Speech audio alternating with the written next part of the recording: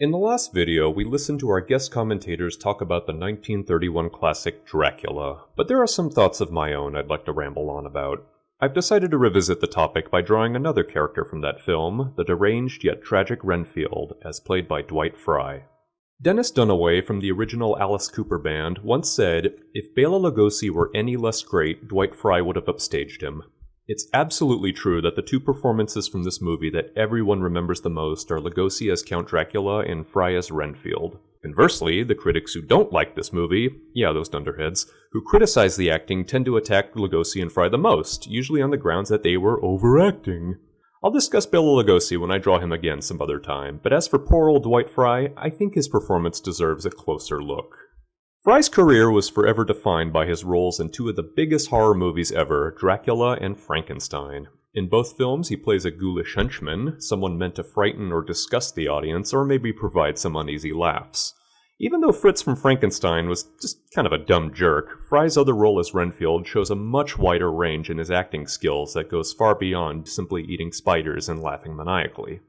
I've already drawn Dwight Frye as Renfield several times in the past, and whenever I've drawn him, he always had that big crazy grin that everybody loves so much. This time around, however, I wanted to draw the side of the character that a lot of people overlook, which is just how much he suffers. Renfield is a seemingly insane man who actually is quite aware of how much his mind is changing under the vampire's influence, and how much his newfound addictions are destroying his life and the lives of others. He knows Dracula is pure evil, but also believes he will grant him eternal life, and all the rats he can eat. He's loyally devoted to his master, but still wants to save the innocent life of Mina by warning the people closest to her. You can truly believe that he's fighting for his sanity, but in the end, the powers of evil are too great for those with weak minds. There are some really fine moments in the film where Renfield's sanity returns and he shows great signs of remorse.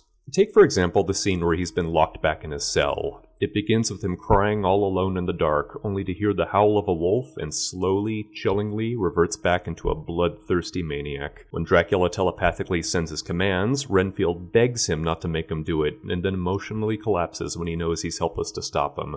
It's a fantastic scene, and once again is a testament to Dwight's acting skills. Dwight Frye sadly was typecast by this role and would spend most of his remaining career playing variations of Renfield and Fritz in films like The Vampire Bat and Dead Men Walk. He sadly died just as it looked like his career was on the rebound, but to monster kids of several generations, his performances will always make him live on in our hearts. Perhaps he found eternal life thanks to a famous vampire after all. Renfield is naturally my favorite character from the story, and any time I see a new version of Dracula, he's the character I look forward to seeing the most. There are other actors who have done a great job with the role, such as Alexander Granach, Tom Waits, and Peter MacNicol, but in the end, for me, the character will always be associated with another man who could sadly never escape Dracula's shadow, Dwight Frye.